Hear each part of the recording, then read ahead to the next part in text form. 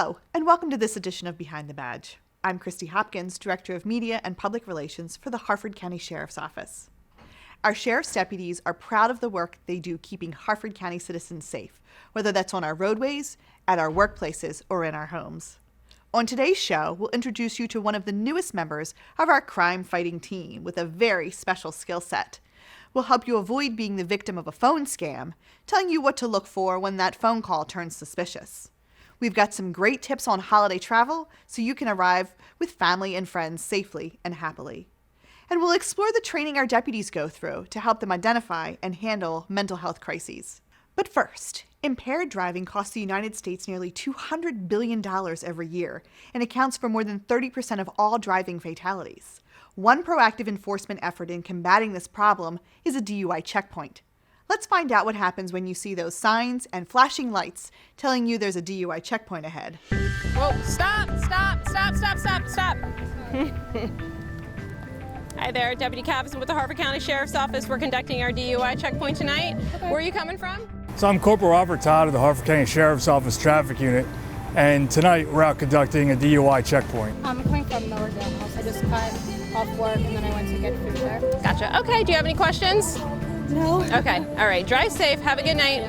The purpose of the DUI checkpoint is to remove impaired drivers from the roadway, prevent the impaired driver from entering the roadway, and educate the drivers. We have deputies that are working alongside the road as cars are approaching. They're making brief contact to determine if there's any type of impairment or odor of an alcoholic beverage off the driver. They're making a brief contact and then pushing the car along their way. As you approach the DUI checkpoint, you're going to see signs that say DUI checkpoint ahead, be prepared to stop. We give you a means of a detour around it if you decide not to go through the DUI checkpoint. If you decide to come through the DUI checkpoint, you're going to approach at a slow, reasonable speed for our deputy's safety. They're going to make a brief contact with you at your window, give you a pamphlet to try to educate you if they don't detect any signs of impairment. They move you on your way. The entire interaction's between 10 to 15 seconds. DUI check? No, you're not. This is just our DUI checkpoint. Oh, okay. Okay, do you have any questions? You're good? Okay, be safe, have a good night. Okay, thank you. When you come through the checkpoint, if a deputy suspects that you're driving under the influence, the deputy's going to have your vehicle pull off the travel portion of the roadway into an observation area we have that's well lit. It's a nice smooth surface, and the deputy's going to investigate that further. He's going to ask you some questions. He's going to run you through some basic field sobriety tests if you're willing to participate. At that point in time, the deputy is going to make one of two decisions. It's possible he may determine that you're not under the influence and you don't have any type of impairment, and then you're going to be on your way. Or the deputy may suspect that you are driving impaired and place you under arrest. At that point in time, he's going to read you what we call the Advice of Rights, which is a DR-15 form, which explains what the penalty is and the MVA sanctions if you were to refuse the chemical breath test, and what the penalties are if you consent to the test and end up being over the legal limit. So we're not out only tonight looking to remove the impaired driver from the roadway. Multiple other nights we also have saturation patrols where we have units driving in the areas that we have a high volume of impaired related crashes in an effort that they can try to remove those impaired drivers from roadways. We also have our patrol units that in between their calls for service, they're out actively looking 24 hours a day and 7 days a week, looking to remove those impaired drivers off the road. The goal of the DUI checkpoint is not just to catch drunks. Of course, we want to get the impaired drivers off the road, but it's more to prevent the impaired driver from getting onto the road. It's simple, really. If you go out and drink, don't drive home. Call for a sober ride to pick you up. Thank you and be safe. No matter where you're headed, it's best to make sure that you're traveling safely and responsibly, especially when you're about to make a longer trip. And that means checking the safety of your vehicle. Senior Deputy Chris McGann, with our Sheriff's Office Traffic Unit, has more on what you need to do to get to your destination safely. Hello, my name is Senior Deputy Chris McGann with the Harford County Sheriff's Office Traffic Unit. Today I'm here to give you some tips on how to travel safely in this holiday season. Things to be mindful to check under your hood before heading out on the roadway is your oil level, your coolant, that you have ample washer fluid, that your battery is in good condition and the terminals are clean, and that you have brake fluid. After checking under our hood, we want to move over to our tires and check that they are properly inflated, that the tires are in good condition, and there's no debris inside of them. Next, we would like to check our windshield wipers and make sure our windshield wiper blades are in good condition. And our glass all the way around is clean and clear of any debris and cracks. Some items we may want to consider to have in our vehicles is a first aid kit, some extra water, toilet paper, jumper cables, an extra blanket, an ice scraper and brush, and also an umbrella. It's also important to know where our spare tire and our jack are. Now that we've checked our vehicle out and we get out onto the roadway, it's an important idea to obey the rules of the road. Drive the speed limit, don't drive distracted, so we all can make it to our destination, to our friends and family in a safe manner. Hi, I'm Harford County Executive Barry Glassman. COVID-19 is a challenge, but we're making progress in Maryland. You can help by taking these 3 simple steps. Wear a mask when it's required, stay 6 feet apart, and wash your hands for at least 20 seconds. To learn more, visit harfordcountymd.gov. Thanks for taking these 3 simple steps to keep Harford healthy and stay Maryland strong. Welcome back to Behind the Badge. Electronic devices are powerful tools that can also be utilized by criminals to facilitate and conceal crimes. And now we have a new 4-legged way to stop child predators and fight crime. Detective Carrie Garris has more about SATA, our electronic detection dog. Hi, my name is Detective Carrie Garris. We're here at the Child Advocacy Center, and today we're going to be introducing you to our new electronic detection dog, SATA. So SATA is a dog that we use to help us to find any hidden electronic storage devices. He's able to seek and alert when he locates any devices inside of a residence or wherever it is that we happen to be searching at that time. We use SATA mainly on our investigations involving child pornography. So when we have an investigation that leads to us executing a search warrant, let's just say on a residence, a lot of times it can take, depending on the size of the home, it can take many hours for us to search that residence. So having SATA, one, allows us to cut down on that time. He also kind of acts as someone to kind of go behind us to check to make sure that we didn't maybe miss an area searching or miss a very small, let's say, micro SD card that was hidden somewhere that would have been hard for human hands to locate and to find, that he's able to find more quickly for us and make our job a lot easier. He can work and do things for all different sorts of crimes. It doesn't just have to be child pornography. So any type of device that has any type of storage on it, he can be used for, let's say, runaways, for white collar crime, anything that really would have any type of electronic component to it. He can be used for those incidents as well. So SATA's other job here at the Child Advocacy Center is to act as a therapy dog. In this center is where children are brought to be interviewed when they are victims of crime. So it's always nice for us to see, to be able to provide that family or that child with a dog or something maybe to distract them or to help with their anxiety or any of the feelings that they have about coming here, because most of the time they're coming here to talk about the worst day of their life. So if we're able to let them see a dog that may make them happy and take their mind off of it for a minute, to us, I think that it makes it worthwhile for us to do that. So SATA was trained, I want to say, for 5 months in Indiana with Jordan Detection Canine. He was trained first by their trainer, and then I was able to go down there for 2 weeks, and I spent training with him for 2 weeks before I was able to bring him home to start using him in the field. So having SATA here in Harford County is so unique because he's actually the first electronic detection dog in Maryland. And as far as my understanding is, there are only 37 electronic detection canines in the United States that have been trained by the same company that trained Seda. So Seda's personality is very interesting. He's very goofy. He's a lab, of course, so he's loving, he loves people. He's actually what my trainer would consider a career change dog. He was in training to be a service dog, but he has some adverse reactions to loud noises. Anything loud, actually. So I think that's why he didn't make it in that career, but he's perfect for this one. So he's just a very, very goofy lab. But when it comes time to work, he's all business, and he really does a great job because he's such a pleaser, and he wants, to please me and to please anyone that he's around. So he's a goofy, happy dog, and I think I speak for everyone here. We're just happy to have him at the office.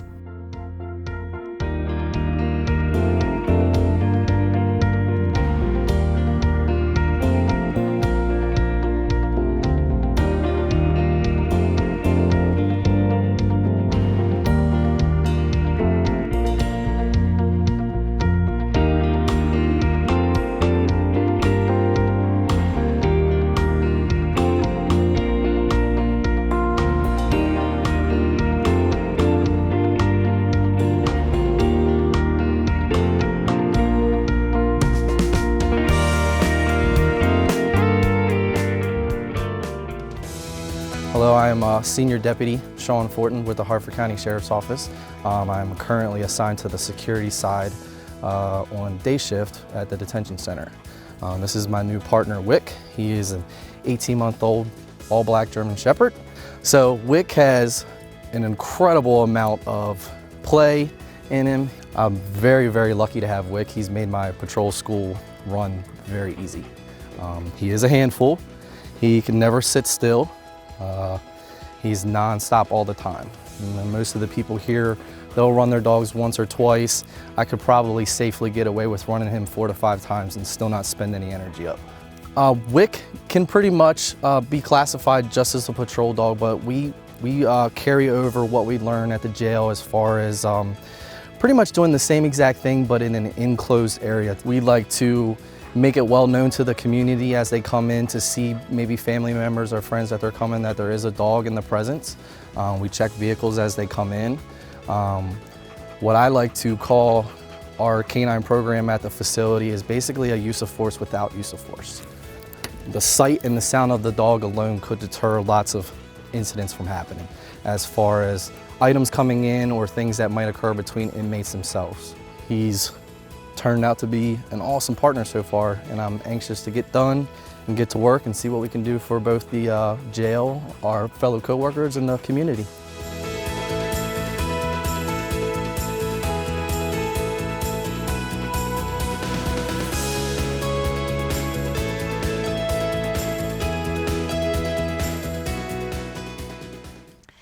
Criminals use every device they can, including email and telephones, to perpetrate their crimes. But you don't have to be a victim. Sergeant Warren Brooks is here to tell you what you can do to help reduce your chance of becoming the victim of a scam. Every day across the country, including here in Harford County, people are victimized by phone scams and email scams. I'm Sergeant Warren Brooks from Harford County Sheriff's Office, Criminal Investigation Division, and today I'm going to talk to you about how to identify and avoid being a victim of these scams.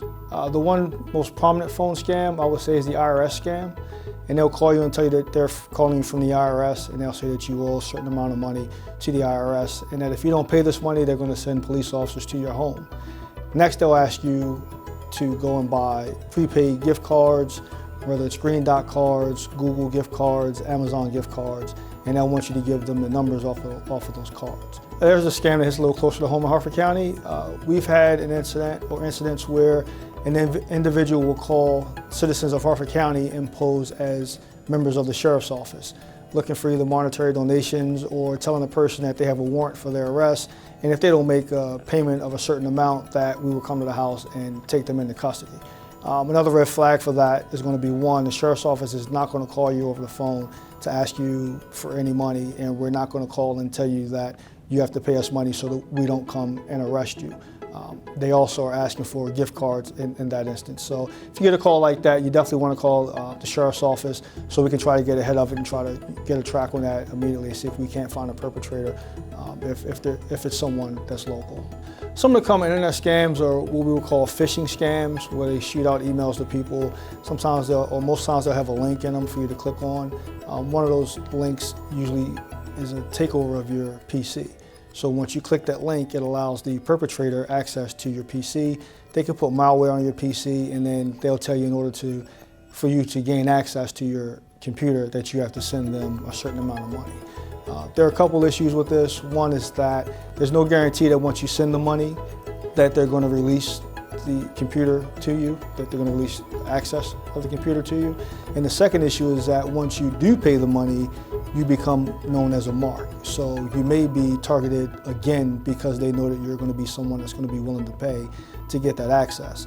So if you get a link that you're not familiar with or an email you're not familiar with, and a lot of times they may look legit. You may see in the sender Bank of America or some other institution, but if you look further down, it may not be from bankofamerica.com. There have been instances where it was, an institution that you're familiar with at gmail.com or some other service address at the end of it. So the best thing to do in that instance, if you get it, is just delete it if you're not familiar with it. If you do get one that looks legit, which happens sometimes, I suggest calling that institution and saying, hey, I received this email from you. Can you tell me what it's about, or did you send it?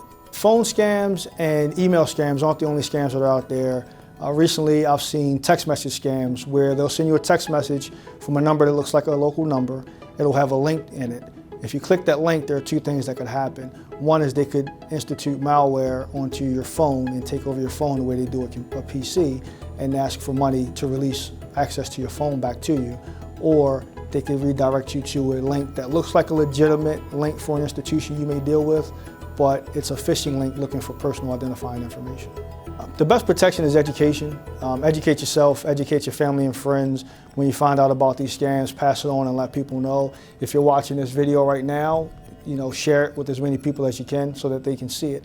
But the best way is just to be vigilant. Don't give out your personal information. Don't give out any personal identifiers. If you're not comfortable with the phone call, you can be direct. Just, a lot of times being direct with these people, let them know that you're not someone that's going to be an easy mark.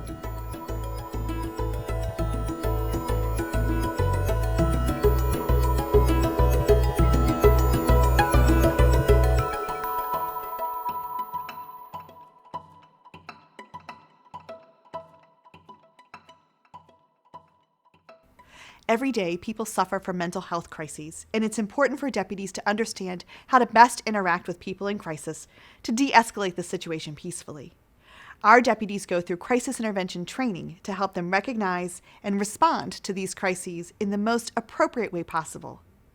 Let's find out more from our crisis intervention team coordinator, Sean Dundon. My name is Sean Dundon. I'm the CIT coordinator, which is Crisis Intervention Team for Harford County, Maryland. I work for the Harford County's Office on Mental Health, and I'm assigned full-time to the Sheriff's Office. Crisis Intervention Team training is actually an international program that involves really teaching law enforcement how to handle and how to deal with people that are in crisis in the community. Really one of the goals of CIT is to recognize and respond to someone in crisis, because as you can imagine, police are responding to crisis calls literally 24 hours a day. And it takes some extra skill to be able to really see what it is that's happening at that call. So CIT is actually funded by the state of Maryland Behavioral Health Administration. So all jurisdictions in Maryland have access to this funding. In our case here in Harford, that funding allows me to be a liaison and an advocate to connect law enforcement to the community and to our providers throughout Harford County. My employment at Office on Mental Health, we also are called the Core Service Agency. We oversee over 100 different programs in the county right now. The biggest one is probably the 1-800-NEXT-STEP. That's our 24-hour crisis line. Some might call it a hotline, but 1-800-NEXT-STEP is the way to contact a mental health professional, a live person on the phone 24/7. Office of Mental Health, we also run the 24-hour mobile crisis team. So those folks that call the crisis line that might need a personal assessment, mobile crisis can be deployed to meet them in the community. So my job is to make sure that the hotline and mobile crisis is connecting to the people in need, and also how to connect law enforcement in those situations where we really don't want someone to go to the hospital if they don't need to. We want to avoid people getting arrested maybe for minor offenses, and we certainly want to help reduce any use of force in the community. So all about de-escalating and diverting from unnecessary interventions. The burden on law enforcement is very heavy when it comes to crisis calls. We believe that if someone feels the need to call 911, feels the need to reach out to police, it's a big deal. It's a real serious matter. So when police are being deployed in that way, we want to help them think about what it is they're going to sort of encounter at the scene. How can we employ these different resources and reduce their stress, reduce their time on scene, and really help push that person to the proper treatment and care. So in Harford County, we have the 24-hour crisis line, which is 1-800-NEXT-STEP. For anyone that's experiencing any kind of crisis, want someone to talk to, need support or advice, 1-800-NEXT-STEP is 24 hours a day. We also have the Klein Family Crisis Center, and they're available on a walk-in basis for face-to-face assessments right there at the center.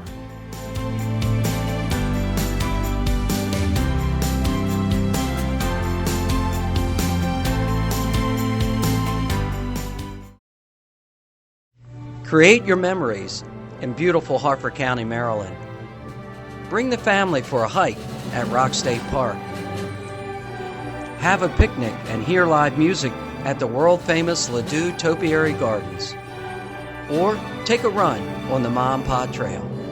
Hi, I'm County Executive Barry Glassman, inviting you to visit Harford.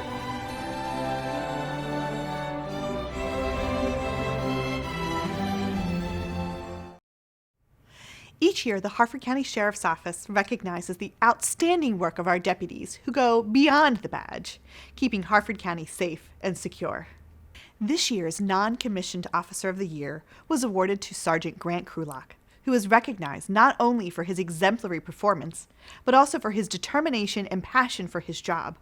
Under his leadership, members of the specialized units he commands have removed drugs and weapons worth a street value of nearly $2 million, making Harford County a safer place to live. Deputy Daniel Testerman was recognized as Deputy of the Year for his professional competence and proactive approach to law enforcement. As a member of our Southern Precinct, Deputy Testerman actively directs his enforcement towards local gang members and drug dealers, keeping our streets and communities safer and more secure. Our Correctional Deputy of the Year award goes to Deputy First Class Joseph Trapowski, an outstanding and dedicated member of the Harford County Sheriff's Office. DFC Trapowski routinely goes above and beyond the call of duty, volunteering assistance, coming to the aid of fellow deputies, and offering valuable input and solutions to any problematic situations, keeping our correctional facility secure and keeping Harford County citizens safe. Let's check in now on our cold case file. On Tuesday, October 18, 1983, 37-year-old Ronald Leon Hayslip was found shot and killed in the 1800 block of Susquehanna Hall Road in Whiteford. Detectives continue the investigation into this crime. However, there are currently no suspects in his murder. If you have information about this crime, call us or submit an anonymous tip. Well, that's all for today's show. We have lots more to share with you about who we are, what we do, and how we keep you and your family safe here in Harford County. Make sure you follow us on Facebook, Twitter, YouTube, and Instagram for more information about our agency between episodes. Until next time, for Behind the Badge, I'm Christy Hopkins.